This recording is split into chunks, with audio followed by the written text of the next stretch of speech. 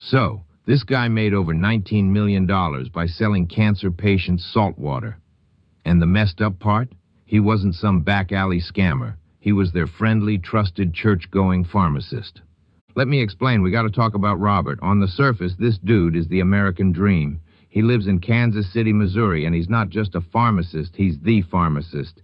He owns his own successful business, Research Medical Tower Pharmacy. He's got a wife, kids, a beautiful house. He's a deacon at his church.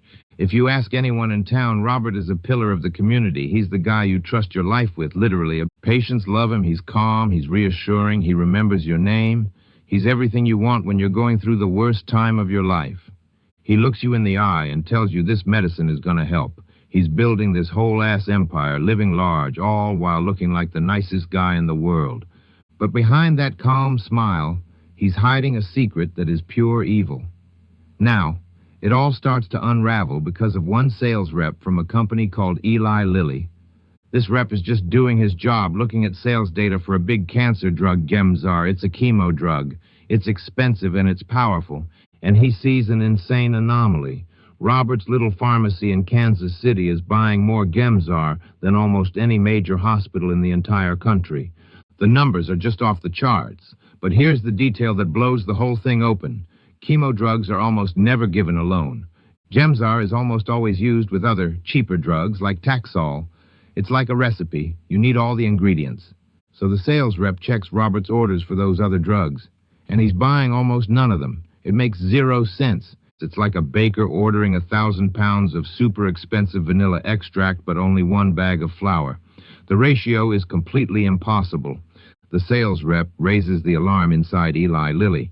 He tells his bosses, listen, something is not right here. This guy is either a ghost or he's doing something seriously wrong. At first, they don't know what to think. Is he selling it on the black market? Is he shipping it overseas? The one thing they can't imagine is the truth. So Eli Lilly, the giant drug corporation, gets super nervous. They can't go to the cops with just a weird sales report, so they decide to go undercover. They find this local nurse, a woman with years of experience, and they hire her for a mission. Her job, get a job at Robert's pharmacy and find out what is going on. She applies, and because she's qualified, Robert hires her on the spot.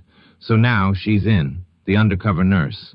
From day one, she says the place just feels off. It's busy. Robert is friendly. Everything looks normal on the surface. But she's watching him. She's watching how he runs the clean room, the sterile area where IV bags for chemo patients are mixed. This is a sacred process. It has to be perfect. A patient's life depends on the exact dose. And she starts noticing things. Robert is weirdly controlling about that room. He insists on mixing many of the most expensive drug cocktails himself, which is kind of unusual for the owner. He's just too hands-on. Then she sees it. The smoking gun. It's a moment that changes everything. She's working and she sees Robert preparing an order for a cancer patient. The prescription calls for 3 vials of the expensive drug. A huge dose, life-saving stuff. She watches him take the prescription in the IV bag, and then she watches him take only 1 vial of the drug off the shelf. Not 3, 1. He injects that tiny amount into the bag, then he fills the rest of it up with saline solution, salt water. He puts a label on it with the patient's name, marking it as the full, life-saving dose. The nurse is frozen. She can't believe what she just saw. This isn't a mistake. This is a system. He's robbing the sick. He's not just stealing money. He's stealing their chance to live. She knows she can't just scream. She has to be smart. She immediately quits her job, saying it's a family emergency. Then she picks up the phone and she calls the FBI. Now it becomes a whole-ass federal case. The FBI hears her story and they launch a full-blown investigation, but they have to do it in secret. They can't just raid the place. They need undeniable proof. So they start a sting operation. It's straight out of a movie. They get a warrant to secretly search the pharmacy's trash. Every night after Robert and his staff go home, federal agents sneak in and collect the biohazard bins. They're digging through medical waste, looking for the evidence, and they find it. They recover the empty vials Robert threw away and the discarded IV bags. They take all of it to an FBI lab for testing. The results come back, and it's even worse than they feared. Bag after bag is diluted. Some have only 30% of the medicine they're supposed to. Some have as little as 10%. Some have practically nothing at all. He wasn't just shorting them, he was giving them poison placebos. They realize he's been doing this for years to hundreds, maybe thousands of patients. The FBI now has everything they need. The game is over. It's a normal Tuesday morning at the Research Medical Tower Pharmacy. Patients are in the waiting room, phones are ringing, and then the doors fly open. It's the FBI, a whole team, vests on, guns out. They swarm the counter. They go straight for the man in the white coat. And they slap the handcuffs on Robert right there in the middle of his pharmacy. The pillar of the community, the nice church deacon, is being hauled out like a common criminal. The shock is immediate. The news explodes, and the first pictures hit the wire. The mug shot. Robert looking stunned. His friendly pharmacist smile gone, replaced by the blank stare of a man whose world has just ended. This is when the true horror of his crimes begins to surface. This is where we have to talk about the people whose lives he destroyed. We have to talk about Robert Courtney. Federal investigators start a hotline and the calls flood in. Hundreds of families realize their loved ones, who they thought were losing the battle to cancer, were never even in the fight. Think about a woman named Georgia Hayes. She's a spirited, tough mother fighting ovarian cancer. She goes to get her chemo mixed by Robert Courtney. She trusts him, but she just keeps getting sicker. The tumors don't shrink, they grow. She dies thinking the cancer was just too aggressive.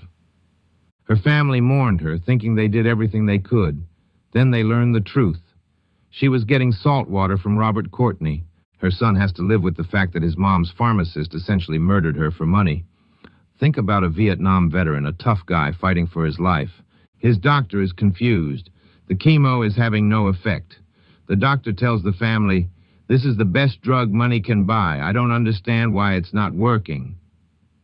It wasn't working because Robert Courtney was stealing it. The vet dies. His chance was stolen from him for a few extra dollars in Courtney's pocket. The FBI estimates he did this to over 4,200 prescriptions, affecting at least 400 patients, all so he could pay off his taxes and fund his lavish lifestyle. He was stealing the leftover full-strength drugs and selling them for pure profit. The trial is a media storm. Robert Courtney pleads guilty. He has no choice. The evidence is overwhelming. The trash, the nurse's testimony, the financial record showing millions in unexplained income. In court, he tries to apologize. He says he's sorry, but nobody is buying it. The judge isn't buying it. He looks at this man who pretended to be a healer while letting people die. He calls his actions a shocking, evil, and reprehensible betrayal of trust. And the final resolution comes down hard. Robert Courtney is sentenced to 30 years in federal prison. There's no parole. It's a life sentence. The final image of him is not in a white pharmacist's coat, but in prison orange. The man who made $19 million from fake medicine, taken down by a sales report and a brave nurse.